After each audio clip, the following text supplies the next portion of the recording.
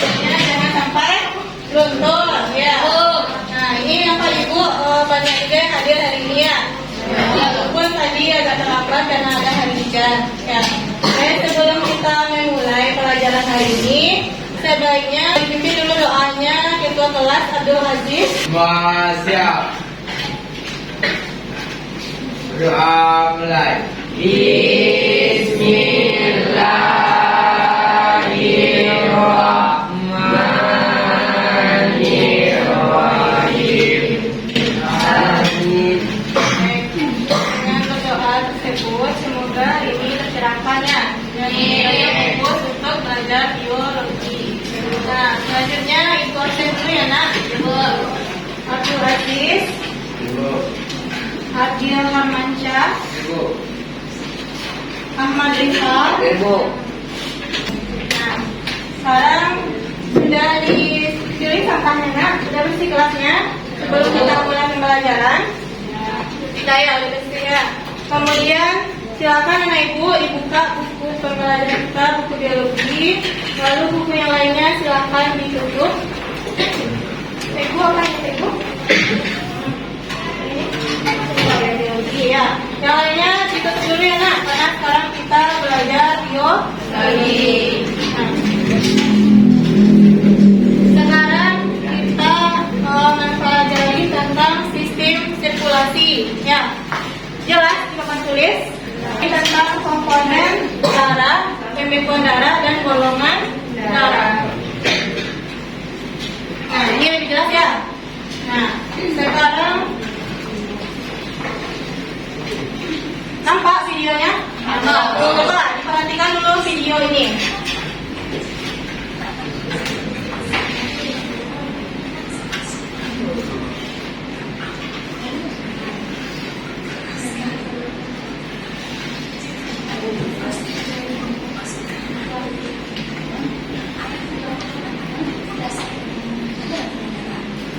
Nah, minggu lalu sudah Ibu jelaskan juga.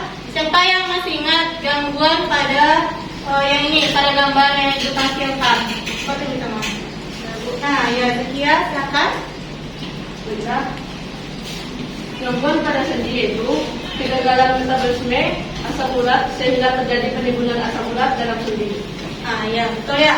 Adanya asam urat pada sendi. Di gambar juga sudah dituliskan di sini ya, ada asam urat yang menumpuk. Sehingga apa namanya kemarin minggu lalu kita sudah bahas artritis. Nah, ya artritis. Nama penyakitnya artritis bisa menyebabkan asam urat. Cara penyembuhannya gimana? Dengan cara mengurangi apa? Purin ya, menghindari makanan yang mengandung purin yang tinggi. Sampai di sini kita lanjut selanjutnya. Nah ini untuk memotivasi anak ibu lagi, silakan anak ibu keluarkan HP-nya. Sekarang kita kuis dulu sebentar ya. Ibu kirimkan link kuisnya di grup. Silakan buka HP-nya, boleh ya buka HP.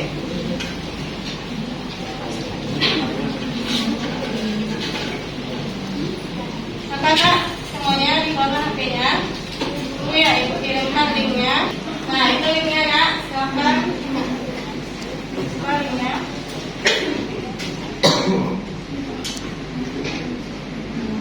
Sudah? Boleh masuk di sini ya. Gak pertanyaan lagi.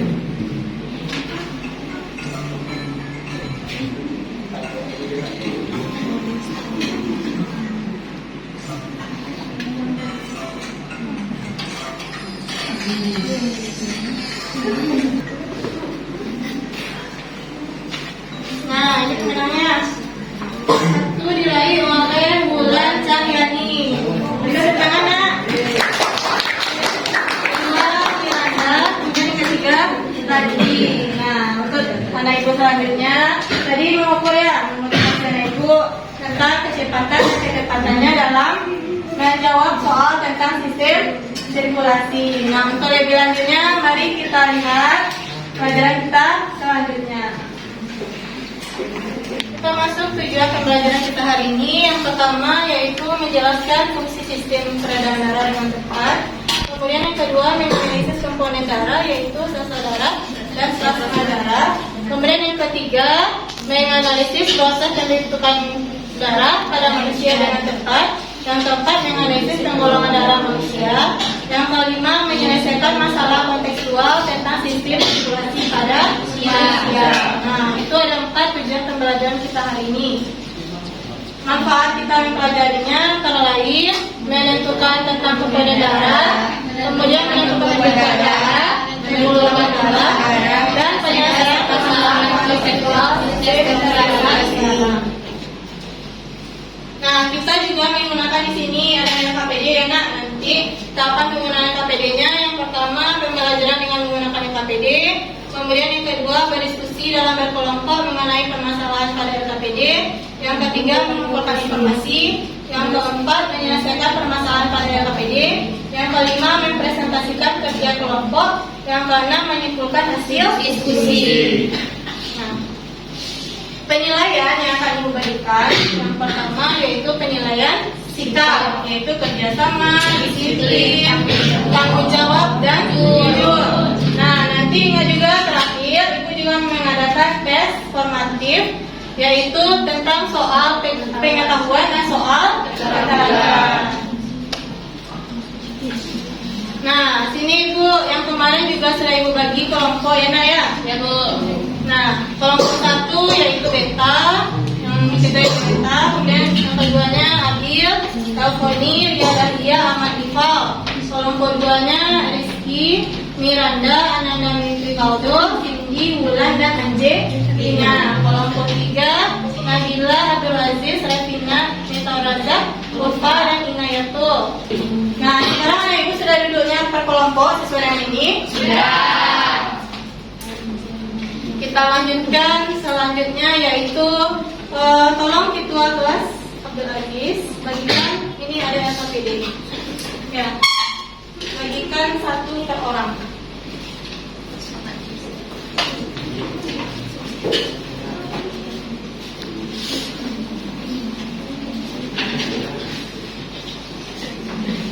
Sekarang coba buka halaman yang keduanya. Di situ ada permasalahannya, permasalahan yang Ibu tampilkan, juga sama yang ada di PowerPoint Ibu di depan. Coba kita lihat dulu. Permasalahan pertama yaitu Riko dan Ayu adalah seorang mahasiswa kedokteran dari Universitas Andalas. Kemudian Riko dan Ayu diminta oleh dosennya untuk melakukan penelitian tentang komposisi darah seorang pasien di rumah sakit. Kemudian dari 3 permasalahan itu, ibu meminta anak ibu untuk mengidentifikasi masalahnya di halaman berikutnya. Yaitu anak ibu menuliskan di sana ada apa saja yang diketahui dari masalah tersebut, kemudian apa saja yang ditanya dan apa saja yang belum diketahui. Nah, kemudian setelah itu baru anak ibu mengumpulkan informasi, lalu menjawab masalah yang sudah dijabarkan tadi. Ada 3 ya masalahnya.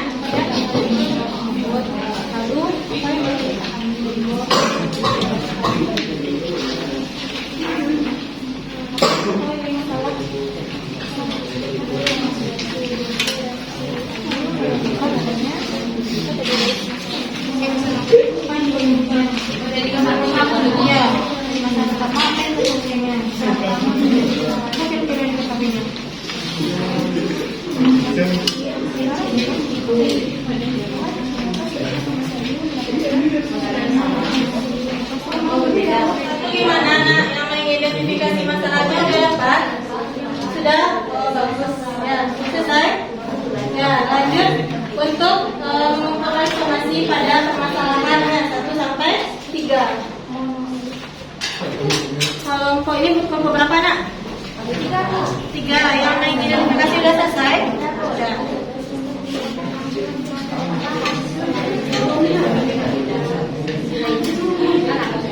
Kita lanjut ke penyelesaian dari permasalahan yang pertama. Nah, siapa yang bisa melanjutkan ke depan? Ya, silakan kita ke kelompok. Di kelompok 5. Ya, silakan ke kelompok. Assalamualaikum warahmatullahi wabarakatuh. Ini dapatkah Anda menjelaskan mengapa terdapat perbedaan komposisi sel daerah hasil penelitian Riko dan Ali tersebut? Jawabannya ialah perbedaan komposisi darah disebabkan beberapa faktor, diantaranya saudara putih yang muncul bergantung imun terhadap stimulus dari luar. Nomor 2, berdasarkan hasil analisis kalian, hasil penelitian komposisi darah siapakah yang paling benar? Rizko, Ayu, ataukah kedua-duanya benar? Jelaskan pendapat kalian. Jawabannya ialah keduanya benar, karena dari hasil penelitian Rizko menemukan adanya saudara merah dan saudara putih, dan Ayu menemukan adanya saudara merah, eritrofit, dan saudara putih. Nah, sekian dari hasil pengawalan kami. Kami akhiri. Assalamualaikum warahmatullahi wabarakatuh.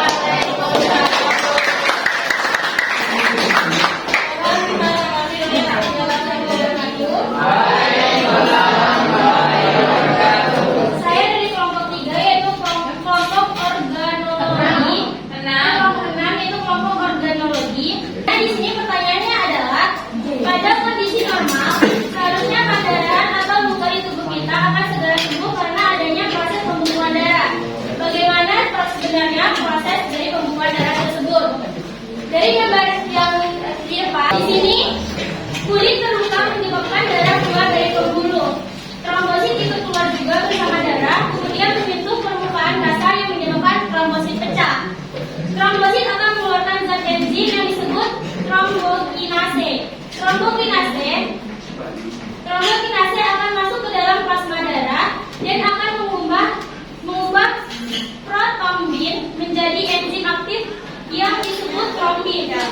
Jadi di situ dimintanya proses pembekuan darah karena ceritanya jadi si Raisa mengalami pendarahan. Kalau si Raisa mengalami pendarahan, berarti darahnya itu gimana? Kurangnya aliran atau tidak terjadinya pembekuan pada darah. Sedangkan proses pembekuan darah itu dimulai dari yang pertama tadi sudah dijelaskan. Pada saat terluka, trombosit kita pecah, kemudian mengeluarkan enzim trombokinase, kemudian kita protrombin menjadi trombin dengan bantuan vitamin K dan CA2+, lalu mengubah fibrinogen menjadi fibrin sehingga lukanya akan tertutup. Tetapi pada permasalahan si Raisa itu ternyata kekurangan vitamin K. Lukanya tidak dapat sembuh atau tidak dapat membeku sehingga selalu mengalami pendarahan. Kita lanjut selanjutnya ada lagi ya yang ayo berlatih itu ya. Berapa lagi yang mau? Ya. Assalamualaikum. Yang lain gimana ya? Waalaikumsalam warahmatullahi wabarakatuh. Ada 3 soal, yaitu pertanyaan pertama, leukosit mempunyai beraneka macam. Coba Anda gambarkan bagian-bagian. Di sini telah saya gambarkan. Yang pertama, ini ada gambar eritrosit, ini ada gambar neutrofil, dan ini ada gambar limfosit, ini ada gambar eosinofil, dan ini ada gambar basofil. Itu ada tadi ya kekeliruan sedikit oleh kelompok 3. Silakan Cynthia, apa itu kekeliruannya? Saya akan memperbaiki kekeliruan pada kelompok 3. Untuk penjelasannya sudah betul, yaitu karena pengumpulan akan terjadi pengumpulan darah karena tidak bisa bertemunya antigen A dengan antigen alfa. Yang menjadi kekeliruannya yaitu ketika kelompok 3 menjelaskan menyebutkan bahwa golongan darah B tidak bisa mendonorkan darahnya kepada golongan darah A, sementara yang ditanya adalah orang yang golongan darah A kepada golongan darah B. Terima kasih.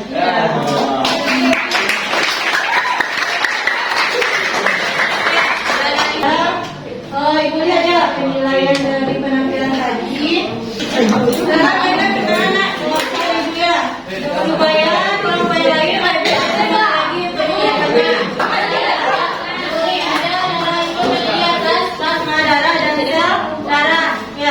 Sel darah itu terdiri ada sel darah merah dan sel darah putih. Kemudian ada namanya ini eritrosit, leukosit, dan trombosit.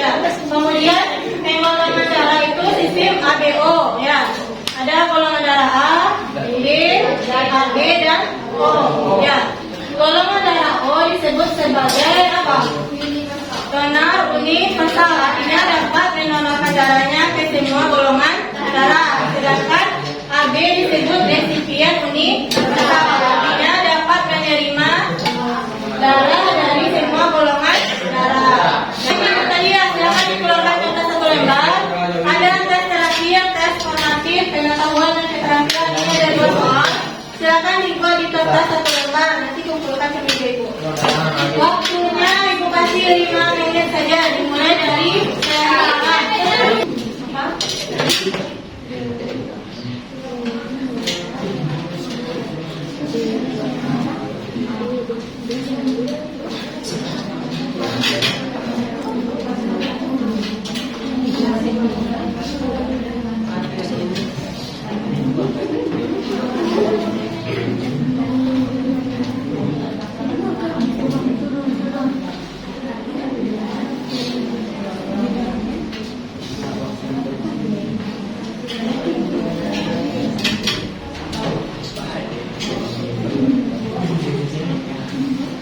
Nah, yang sudah selesai boleh dikumpulkan katakan di meja ibu.